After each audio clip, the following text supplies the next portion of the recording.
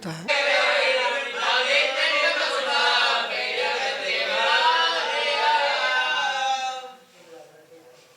सुनो ध्यान से, निर्मोह सागर जी, मुस्कुराते ही रहना।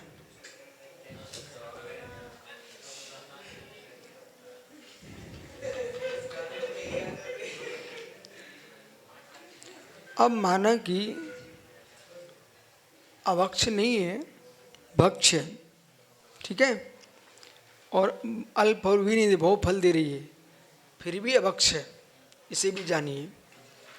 जैसे किसी का पेट पिरा रहा है तब भी ककड़ी खा के आ रहे हैं, उदाहरण, तो तुम्हारे वो ककड़ी अवक्ष है।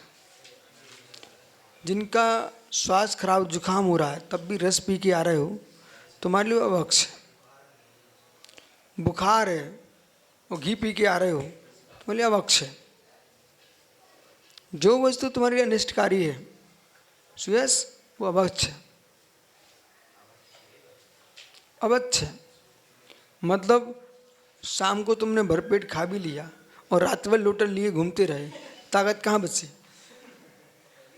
सारी शक्ति नष्ट कर ली तुमने, ठीक है। बाकी बहुत सारे हेतु ऐसे हैं, तुमने सोचा गरिष्ठ खा के आएंगे तो बहुत निष्ठ हो जाएगा, और रात में निष्ठ ही हो गया, तो फिर वो हमारी इष्ट कहाँ है? ठीक है, 10 लग गए, बहुत सारी वस्तु लगती है। तो इसलिए ऐसा काम करना चाहिए जिससे कि स्वास्थ्य ठीक रहे। एक बार के नींबू की कटोरी भर पीने से और महीने भर परेशानी खड़ी हो जाए तो वो कटोरी नींबू की छोड़ देना चाहिए अपन को। क्यों निर्गंत गुरु? हाँ, जिससे फोड़े फुंसी हों तो खटाई नहीं खाने का, ठीक है। मिर्च खाने से जलन पड़ती है और खटाई से बुद्धि भ्रष्ट होती है। रबड़ी खाने से दस्त लगते हैं और पेट मरोड़ होती है, और जिनको पचती है तो पेट ने पचा भी लिया, बुद्धि नहीं पचा पाई, फिर क्या करोगे? आप मेरे एक एक हेतु समझिए। स्पष्ट करूं कि आपको न खुलवाओ? नहीं, स्पष्ट किए देता हूं, इसलिए आपको समझ में आना चाहिए। एक रबड़ी खाने से तन भी अस्वस्थ हो सकता है और मन भी अस्वस्थ हो जाता है, ठीक है। कंदर्प खड़ा हो जाएगा, ठीक है, कामदेव खड़ा हो जाएगा, फिर तो रति कहेगी स्वामी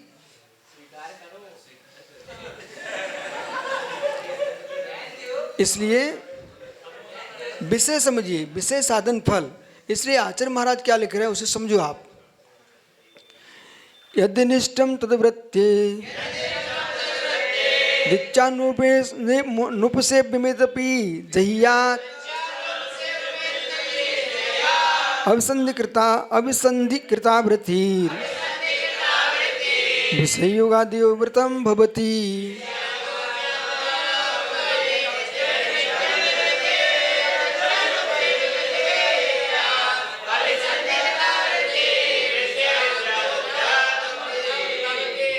ऐसी यदि अनिष्टम,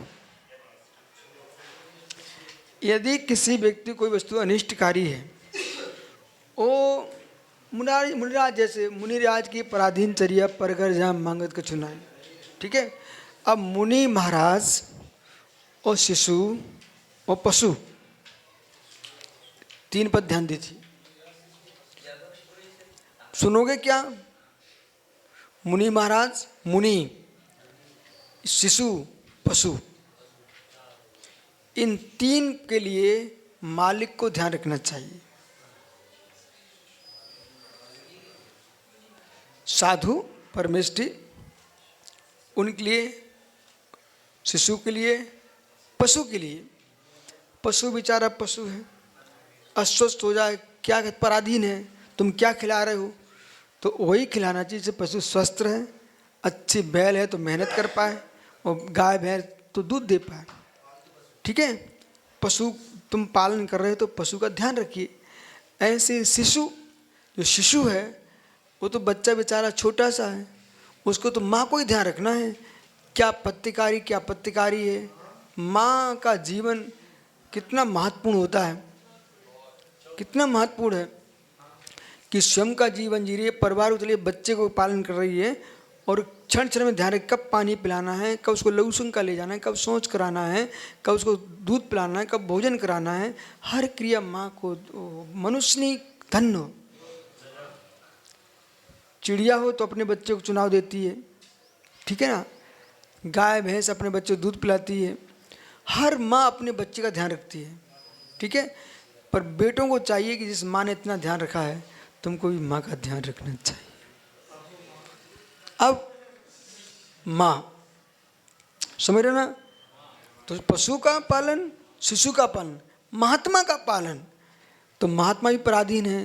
दिगंबर मुनि अपने हाथ से उठा के खा नहीं सकते, अपने हाथ से बना नहीं सकते। उद्देश्य कृतकार्य का त्याग बना भी नहीं सकते, बनवा भी नहीं सकते, अनुमोदना भी नहीं कर सकते, ठीक है। उठा के खा भी नहीं सकते। ऐसा भी नहीं है कि निर्विकल्प सागर ने अंजलि लेके गए और जाके पहुंच गए सुयस के यहाँ। चौका बढ़िया लगा है, वो समझ नहीं पा रहा था, उन्हें अंजलि छोड़ी, पूरा अपना जमा लिया, पूरा सब बना बुनी करके अब फिर से अंजलि लेके बोला चलो बोलो शुद्धि, अब मैं खाता करता हूँ आहार। ऐसा नहीं करना चाहिए, समझ रहे कि नहीं। ये हमने आपको क्यों बताया, ये सब दृश्य हम देख चुके हैं, बहुत लंबा समय हुआ दीक्षा का, आंखों से देखा सुब्रत से सब हमने कि भाई छोड़ दी अंजलि, सब न तुम परेशान हो न हम परेशान हो। उन्हें अपनी पूरी थाली लगा ली अपने हाथ से और बता दी इसमें ये डालने, ये डालने, ये डालना, ठीक है ना। ये दवाई की पुड़िया, मुनिराज अपने हाथ से अपनी दवाई ना बांटते हैं, ना अपनी लेके जाते हैं। एक गलत परंपरा शुरू करना नहीं। हमने एक काम सौंपा, बोलने से काम बिगड़ता है। हम चुप थे, तुम चुप थे, तुम ही बोले। अरे वे तीनों की तीनों पप्पा ने कहा था कि बेटा देखने आएंगे दिखाऊंगा, तुम तीनों तोतले हो तो बोलना नहीं। इसी बीच में चूहा निकल पड़ा, तो एक बोल पड़ा, बोले तुआ तुआ, ठीक है। तो बोले, दूसरा बोला चुप रहो, तो तीसरा बोला तुम बोले, हम तो चुप ही चाप थे। सो मालूम तीनों को दिखाऊंगा भग गए, बोले तुम्हारे बच्चा तोतले हैं, हम अपनी बिटिया नहीं दे सकते। समय इसी प्रकार से सुनिए ध्यान से, हमने तो कुछ भी नहीं कहा, तुम ही बोले। इसलिए बोलने से काम बिगड़ता है। तो ये है हर जगह। सारस्वत जी कहाँ दुनिया को पढ़ने की जरूरत है। अब क्या बोले, सुनो सुनो। इसलिए मुनिराज का ध्यान रखे श्रावक, जैसे गर्भस्थ शिशु का ध्यान रखती माँ, ऐसा मुनिराज के चर्या कराएं। इनको जुकाम न हो जाए, इनको सर्दी न हो जाए, इनको कुपत्य न हो जाए, अपच्य न हो जाए, कुपोषण न हो जाए। पूरा माँ के समान चर्या कराता श्रावक, वो माँ के समान है श्रावक। परंतु बच्चे को, मुनिराज को कैसा होना चाहिए, वो वाला बच्चा नहीं जो माँ का दूध पिला उसका आंचल काट ले। बच्चे को होना चाहिए मधुकर, यानी भौरा, पुष्पकर, पराग लेता है पर छेद नहीं करता। ऐसे मुनिराज का धर्म है कि श्रावक को कष्ट नहीं देना चाहिए, श्रावकों के ऊपर गुस्सा नहीं करना चाहिए। उसने आपको सुबह से मेहनत करके चौका लगाया है, तुम्हारी चर्या कराया। देखो ये हेरले के बच्चे और ये तुम्हारी नादनी के बच्चे, वृद्ध बालक सब घर छोड़े तुम्हारी सेवा में लगे हैं। थोड़ी सी भूल चूक हो भी जाए तो प्रेम से बात करो। कभी किसी भी श्रावक को डांटना मुनि के लिए आगम में वर्जित है। कोई भी मुनि महाराज श्रावकों पर गुस्सा नहीं कर सकते। जो गुस्सा कर रहे वो ठीक नहीं करते, ठीक है। न मुनि पर मुनि करें गुस्सा, न श्रावकों करें मुनि गुस्सा। देखो कोई समताशाली श्रावक हुआ, एक मुनिराज ने सागर जी एक भाई को ऐसे गाल पर चांटे मार दिए, 5 उंगलियां उछराई। परंतु उनके बच्चों को पता चला, वो लड़ने आ गए। तो जिसको लगी थी ना वो हाथ जोड़ के बच्चों से कहता, देखो बेटा अपने गुरु हैं, ऐसा मत करो। एक जगह तो पुलिस में जाने लग गए थे। बोले नहीं नहीं नहीं, मतलब उसके 5 उंगलियां छपी हैं, धन्य श्रावक को। उसी समता से आज वो मुनिराज बन गए भी, जिनको लगी थी। विश्व सागर ने दीक्षा दे दी छतरपुर में, वो कुपी में, राजेंद्र कुपी को, ठीक है। और इतना धीरवान आदमी सामायिक को बैठ गए, एक कांतर लग गई उनको, श्रावक की बात कर रहे हैं, खून चूस रही, ढाल लग गई, पर अपनी सामायिक से नहीं हटे, ठीक है, वो राजेंद्र भैया। तो सुनना चाहिए आपको। इसलिए माना कि वो समताशाली श्रावक हुआ, समता साधु हुआ, वो शांति सुनता रहा। जो चिल्लाने वाला है उसे 1000 लोग सुन रहे थे। श्रद्धा किसकी टूटी, किसके प्रति? जिस पर चिल्ला रहे उसको कुछ नहीं बिगड़ा, कालिया तेरा क्या होगा, तुम्हारा सब बिगड़ गया, ठीक है ना। इसलिए आपको विवेक होना चाहिए। हर बात को युद्ध भी करो तो नीति के साथ करो। इसलिए अवश्य खाने में नहीं लगता, हर जगह लगता है, विवेक रखना चाहिए। आइए तो अब सुनो, जो प्रकृति के प्रतिकूल है इतना भी ज्ञान रखो। आज सही लग रहा है, कल क्या होगा। यदि अनिष्टम, श्रावक तो जबरदस्ती करेगा। देखो सुनो बेटा, आपके लघु शंका से, सुनना ध्यान से, आपके खकार से, आपके श्लेष्मा से आपको ज्ञान होना चाहिए मैं स्वस्थ हूं कि अस्वस्थ हूं। पहले ये डॉक्टर साहब तो बैठे सामने, सुब्रत सागर, पहले ये ज़्यादा ब्लड चेक की मशीनें नहीं थी, ठीक है ना। तो जितने रोग हमने पढ़े कल्याण कार्यक्रम में, तो रक्त परीक्षण नहीं था, मूत्र परीक्षण था और मल परीक्षण था। तो जो टट्टी है उसका परीक्षण किया था पानी में डाल करके, ठीक है, मल, ठीक है, मूत्र, पेशाब, उसका परीक्षण होता था। कल्याण कार्यक्रम में सब लिखा है। अब जिसके पेशाब ये तुम रक्त हो गई हो, लोग सुनका रक्त, तो मतलब समझ लो तुम्हें बहुत गर्मी है। कभी घबरा मत जाना, कभी पानी कम होने से खून जैसी लोग संग जाते हैं। और जो घबरा गया तो वो सोचा खून चले गए हम, वो खून नहीं था, वो लघु शंका इतनी तुम्हारी पीली पर लाल हो गई, पीलमन लिए हैं।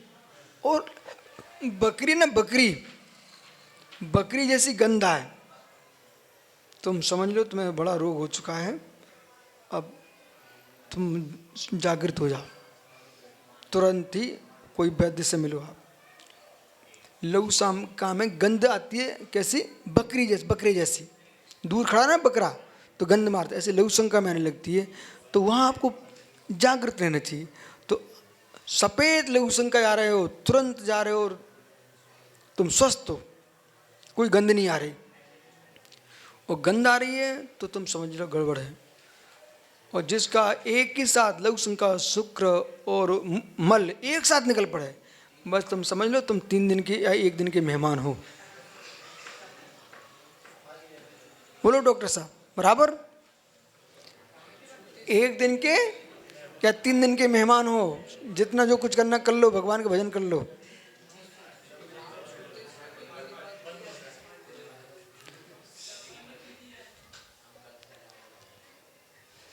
तीन काम एक साथ हो जाए, बस गए काम से, ठीक है। अब हमसे ये नहीं पूछने शास्त्र कहाँ हैं, तुम तो सुनते जाओ। कल्याण कारक है, इसके अलावा और भी ग्रंथ हैं। अनिष्टम, तो जो विरुद्ध है, तद उसको प्रत्येक वृत्त छोड़े, और जो अनुपसेव्य, सेवन करने अयोग्य हैं, जो प्रकृति के विपरीत हैं, तुम्हारे स्वास्थ्य के विपरीत हैं, उन्हें बिल्कुल भोजन नहीं करना, वे सामग्री खाना नहीं चाहिए। और अनुपसेव्य जैसे ओला, घोला, दही बड़ा, ये खाना नहीं चाहिए। अनुपसेव्य बर्फ, छोटे से नहीं पड़ रहा बर्फ, हमने तो छोटे से पड़ा के रखा बर्फ, ठीक है।